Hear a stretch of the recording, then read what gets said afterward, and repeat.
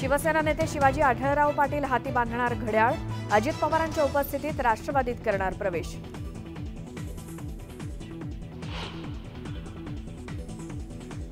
भाजपची केंद्रीय निवडणूक समितीची दिल्लीमध्ये बैठक, उपमुख्यमंत्री देवेंद्र फडणवीस राहणार हजर।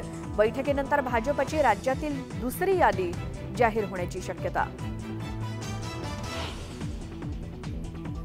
अरविंद केजरीवाल यांना 28 मार्चपर्यंत ईडीची कोठडी, कथित मद्य धोरण घोटाळा प्रकरणी अटक।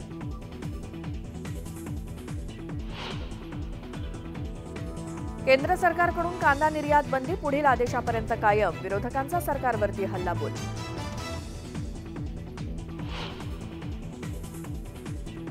धाराशिवमध्ये तापमानात वाढ, तुळजाभवानीच्या दर्शनासाठी येणाऱ्या भाविकांची संख्या रोडावली।